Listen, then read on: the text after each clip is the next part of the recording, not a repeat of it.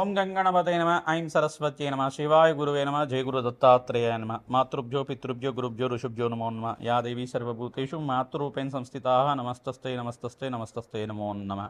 YouTube ప్రేక్షకులందరికీ కూడా నమస్కారం అండి. నేను పాలపర్తి గురునాథ్ శర్మ. ఈ రోజున మనమంతా కూడా అందరికీ వివాహాది శుభకార్యాలు కలగాలంటే ఎటువంటి పరిష్కారాలు చేసుకోవాలో ఈ యొక్క విషయం అంతా కూడా తెలుసుకోవడం జరుగుతుంది.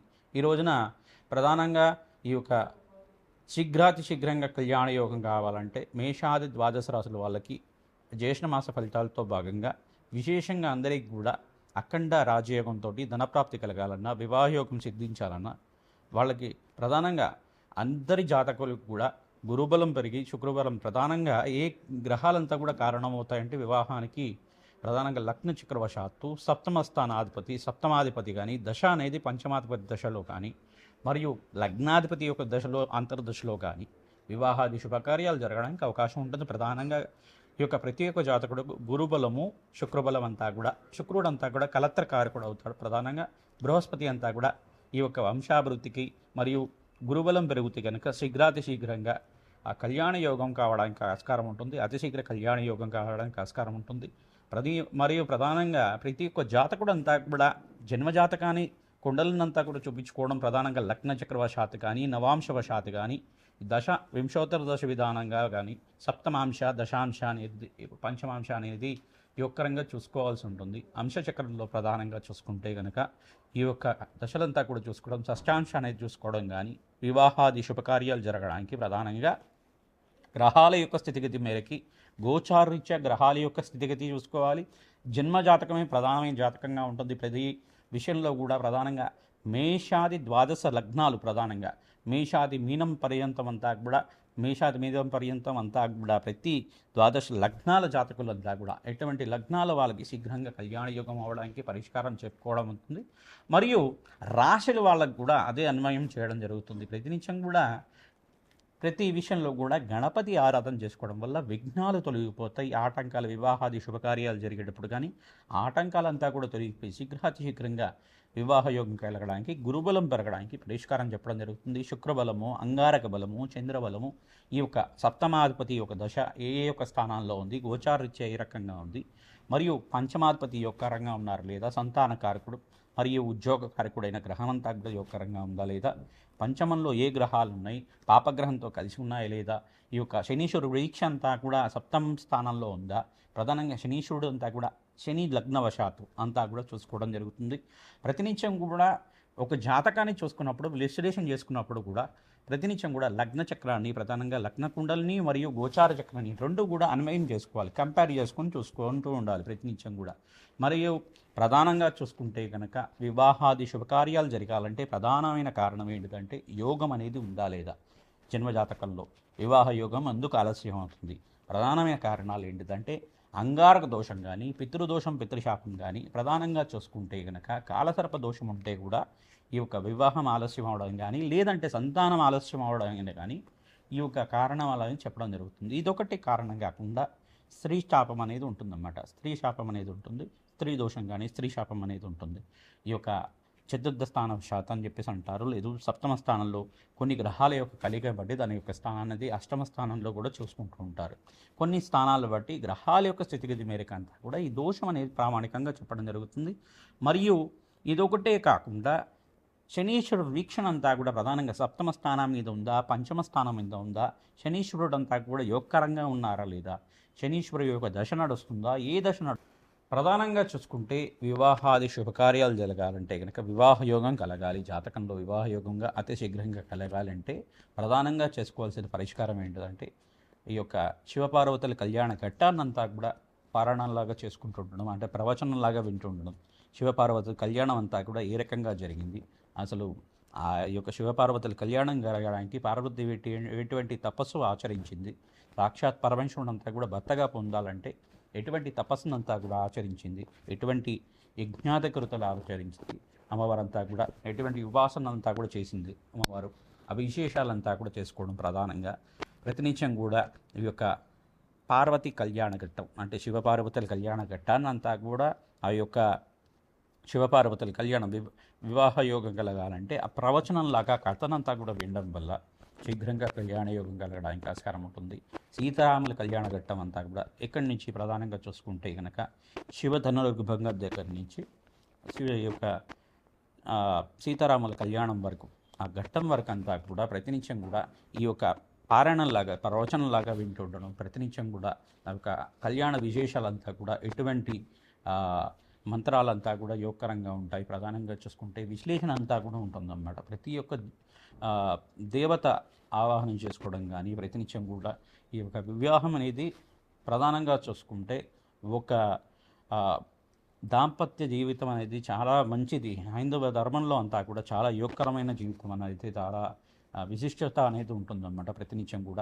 ప్రతినిత్యం కూడా వివాహాది శుభకార్యాలు జరగాలి, వివాహ యోగం కలగాలి అంటే కనుక ప్రధానమైన కారణం గ్రహంలో ప్రధానంగా ఏ గ్రహం కారణమవుతుందంటే బృహస్పతి, శుక్రుడు, ప్రధానంగా అంగారకుడు, చంద్రుడు, ఈ యొక్క గ్రహాలంతా కూడా ప్రధానమైన కారణమవుతుంది. లగ్న చక్రవశాత్తు సప్తమాధిపతి మరియు అష్టమాధిపతి, పంచమాధిపతి, ఈ యొక్క ద్వితీయాధిపతి యొక్క రంగా ఉండాలి. ఏకాదశంలో మంచి గ్రహాలు ఉండాలి.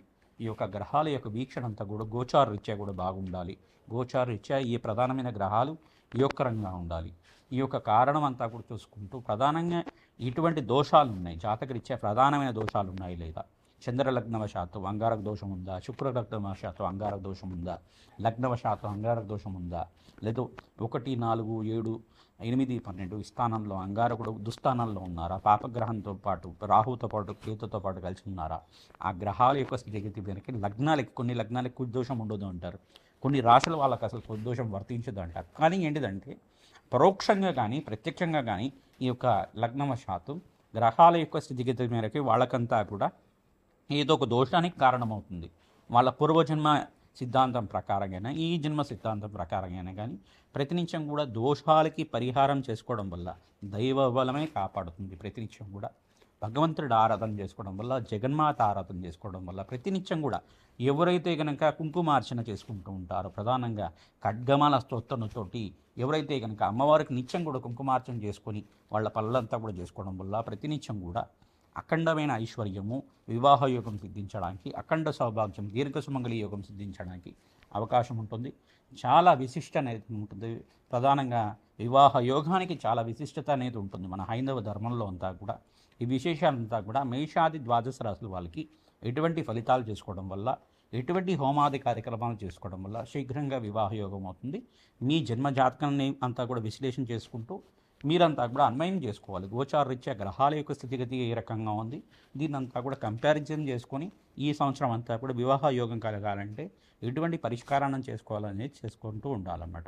తద్వారా అతి శీఘ్రంగా కళ్యాణ యోగం కలగడానికి ఆస్కారం ఉంటుంది. ప్రధానంగా వరపాశుపత హోమం కానీ, కన్యాపాశుపత హోమం కానీ, ఈ యొక్క సంపుటిత విధంగా అభిషేకమైనా కానీ, ప్రధానంగా చెరుగ్రహంతో పరమేశ్వరుడికి అభిషేకం చేయడం కానీ, చక్కెరతో అభిషేకం చేయడం కానీ, ద్రాక్షపరల రసంతో అభిషేకం చేయడం కానీ, సుగంధ ద్రవ్యాలు గంధోదకంతో పసుపుతో అభిషేకం చేసినా కానీ, అమ్మవారికైనా ప్రధానంగా పరమేశ్వరుడికైనా కానీ, శివలింగానికైనా కానీ అభిషేకం చేయడం వల్ల, విశేషంగా ఆడిచ్చిన పసుపుతో అభిషేకం చేయడం వల్ల శీఘ్రంగా కళ్యాణ యోగం కలగడానికి ఆస్కారం ఉంటుంది.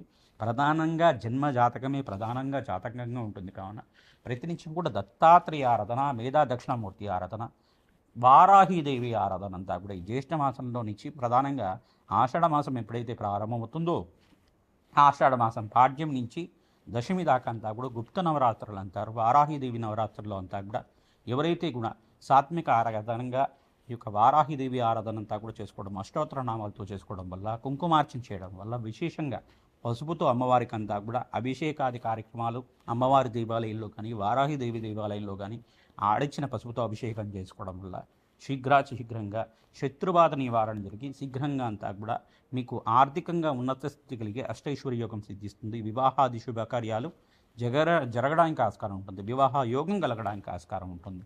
అఖండ పుణ్య ఫలితంగా మీకు అంతా కూడా వంశాభివృద్ధికి కారణమవుతుంది. ప్రధానంగా ఈ యొక్క జాతకం అనేది ప్రధానంగా చూసుకుంటే లగ్న చక్రవశాత్తు సప్తమ స్థానము, పంచమ స్థానము, నవమ స్థానము, అష్టమ స్థానము, ద్వితీయ స్థానం ఇవంతా కూడా కారణమవుతాయి. ఈ యొక్క స్థానాల్లో ఉండే గ్రహాలు ఏ రకంగా యోగిస్తుంది లగ్నానికి అంతా కూడా ఆ యొక్క గ్రహస్థితి అంతా కూడా ఏ రకంగా ఉంది, వింశోత్తర దశ విధానంలో దశలో ఏ దశలో అంతా కూడా గ్రహం మనకు యోగకరంగా ఉన్నాయో లేదో విశ్లేషణ చేసుకుంటూ చూసుకుంటూ ఉండాలి. తద్వారా దోషాలకి పరిహారం చేసుకోవడం వల్ల దత్తాత్రేయ హోమం విశేషమైన హోమాలంతా కూడా చండీ హోమాది కార్యక్రమాలు చేసుకోవడం వల్ల శీఘ్రంగా పరిష్కారం జరిగి అష్టైశ్వర్య యోగంతో శీఘ్రంగా కళ్యాణ యోగం కలగడానికి ఆస్కారం ఉంటుంది. ప్రతినిత్యం కూడా రావి చెట్టుకి ప్రదక్షిణాలు చేసుకోవడం వల్ల, గోమాత పూజ చేసుకోవడం వల్ల కళ్యాణ యోగం అంతా కూడా సిద్ధించడానికి ఆస్కారం ఉంటుంది. మీ హస్త సాముద్రికం అంతా కూడా జ్యోతిష పండితులతో చూపించుకోవడం వల్ల వివాహం ఎందుకు ఆలస్యం అవుతుంది దాని పరిష్కారం అంతా కూడా సూచనప్రాయంగా చెప్పడం జరుగుతుంది, పరిష్కారం అంతా కూడా చెప్పడం జరుగుతుంది. కావున అందరూ కూడా మీ జాతకాలను అంతా కూడా జ్యోతిష పండితులతో విశ్లేషణ చేయించుకోండి. తత్పరిహారార్థం అంతా కూడా చేసుకోవడం వల్ల శీఘ్రంగా కళ్యాణ యోగం అవుతుంది, అష్టైశ్వర్య యోగం సిద్ధిస్తుంది, వ్యాపారం అభివృద్ధి కలుగుతుంది. ఆనందమైన జీవితం జీవించడానికి అమ్మవారి అనుగ్రహంతో అందరికీ కూడా ఎవరైతే వివాహ యోగం కోసం ప్రయత్నం చేసుకుంటున్నారో వాళ్ళకంతా కూడా అతి శీఘ్రంగా వివాహ యోగం కలగాలని చెప్పి ఆశీర్వాదం చేస్తారు. కుంభరాశి కుంభలగ్న జాతకులకి విశేషంగా వివాహ యోగం కావాలి అంటే కనుక కుంభరాశి జాతకులంతా కూడా ఏలినాటి శని ప్రభావంలో ఉన్నారు కావున శనీశ్వరుడు ప్రీతికరంగా తైలాభిషేకం చేసుకోవడం, మరియు శనీశ్వరుడికి జప హోమ శాంతి కార్యక్రమాలు, శనీశ్వరుడికి మరియు బృహస్పతికి, అంగారకుడికి మరియు ఇక్కడ శుక్రుడికి ప్రీతికరంగా జప హోమ శాంతి కార్యక్రమాలు ఆచరించడం, సప్తమాధిపతి సూర్య భగవానుడు కావున సూర్య భగవాను ప్రీతికరంగా సౌరాష్ట్రాక్షరి మంత్రంతో జపం చేయించడం, హోమాది కార్యక్రమాలు ఆచరించడం. తద్వారా ఎవరైతే ఈ యొక్క నవగ్రహ శాంతి కార్యక్రమాలు అంతా కూడా చేస్తూ ఉంటారో వివాహ యోగం సిద్ధిస్తుంది. జన్మజాతకంలో అంగారక దోషం ఉందా, లేదు కాలసర్ప దోషం ఉందా, ఈ యొక్క దోషానికి పరిహారం అంతా కూడా ఆచరించుకోవడం, సుబ్రహ్మణ్య స్వామి కళ్యాణం అంతా కూడా ఆచరించడం, ఈ యొక్క వెంకటేశ్వర స్వామి ఆరాధన అంతా కూడా చేసుకోవడం, వెంకటేశ్వర స్వామి కళ్యాణం కానీ, శివపార్వతుల కళ్యాణం కానీ, సీతారాముల కళ్యాణం కూడా ఆచరించడం వల్ల వివాహ యోగం సిద్ధిస్తుంది.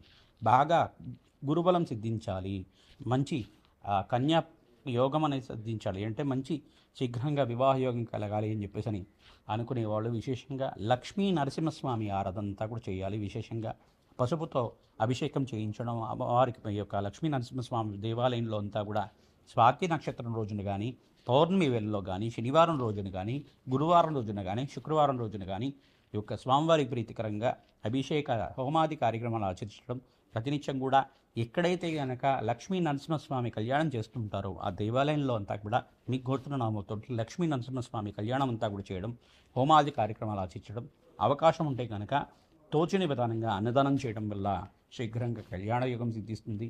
తద్వారా మీకంతా కూడా అష్టైశ్వర్య ప్రాప్తి కలగడానికి ఆస్కారం ఉంటుంది, ఆనందమైన జీవితం జీవించడానికి ఆస్కారం ఉంటుంది. ప్రధానంగా చూసుకుంటే వారాహిదేవి ఆరాధన కూడా చేస్తూ ఉండాలి.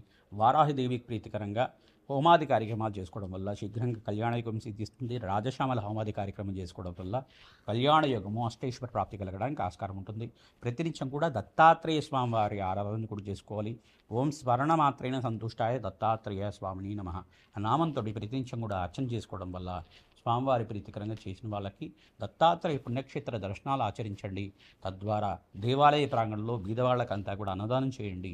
మీకు తోచిన విధంగా ఫలదానం చేయండి, అట్టి పళ్ళను దానం చేయండి దేవాలయ ప్రాంగణంలో. తద్వారా వివాహ యోగం సిద్ధిస్తుంది. జయ గురు దత్తాత్రేయ.